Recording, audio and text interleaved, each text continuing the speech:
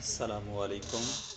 ہم آج ایک ایسے مسلم بادشاہ کے مزار پر کھڑے ہیں جو چند پیسوں سے بکنے والا غلام پورے بر صغیر کا پہلا مسلمان بادشاہ بن گیا۔ قطب الدین ایبک بر صغیر کا پہلا مسلمان بادشاہ تھا جس نے دلی میں اسلامی حکومت کی بنیاد رکھی، جو دلی سلطنت کے نام سے مشہور ہوئی۔ قطب الدین ایبک 1150 عیسوی میں پیدا ہوئے۔ آپ ترک نسل سے تعلق رکھتے تھے۔ ایک سوداگر اس کو ترکستان، جو موجودہ ترکی سے خریدا، اپنے ساتھ نشا پور لے آیا اور قاضی فخر الدین عبدالعزیز کے آگے فروخت کر دیا۔ قاضی فخر الدین عبدالعزیز نے اس کو سلطان شہاب الدین غوری کی خدمت میں پیش کیا اور سلطان غوری کے ہاتھوں فروخت کر دیا۔ سلطان غوری نے اسے اپنے ہاں ملازم رکھ لیا۔ کھوکھر فور ایور کے ناظرین کو بتاتے چلیں، قطب وہ نہیں جو ولایت کے رتبے پر فائز ہو، بلکہ اس کا نام ہی قطب الدین تھا۔ اس کے ہاتھ کی ایک چھوٹی انگلی ٹوٹی ہوئی تھی، جس کی وجہ سے لوگ اسے ایبک شل یعنی ٹوٹی ہوئی انگلی والا کہتے تھے۔ قطب الدین ایبک ایک بہادر اور عقل مند نوجوان تھا۔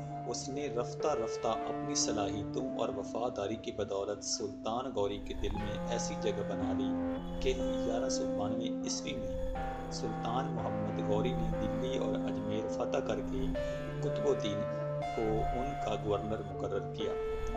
ٹھیک ایک سال بعد سلطان نے قنوج پر چڑھائی کی۔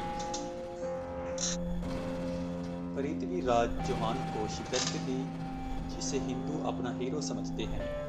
اس جنگ میں قطب الدین ایبک نے اپنی وفاداری اور سپہ گیری کا ایسا ثبوت دیا کہ سلطان اس سے اس قدر متاثر ہوا، سلطان نے اسے اپنا فرزند بنا لیا۔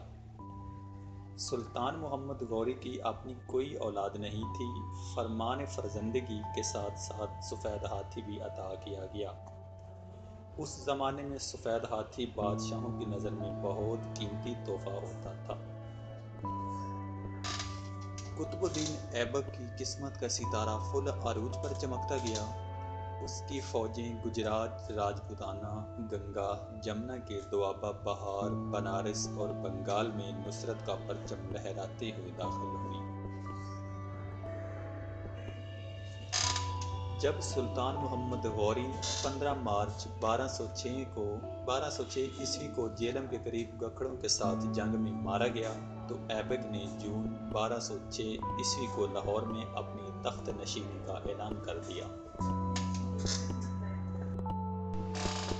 خاندان غلاماں کے بانی ترک نژاد قطب الدین ایبک کی گورنری کا زمانہ فتوحات میں گزرا تھا۔ اس نے دلی کو اپنا دارالحکومت بنایا اور سرکاری زبان فارسی کو لائق کی۔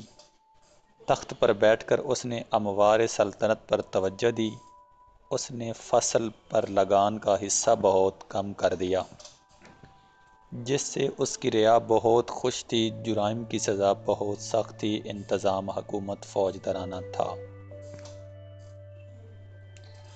جس کی وجہ سے رعایا اپنے آپ کو محفوظ سمجھتی تھی۔ اس کا بیشتر وقت نئی اسلامی سلطنت میں امن و امان قائم رکھنے میں گزارا۔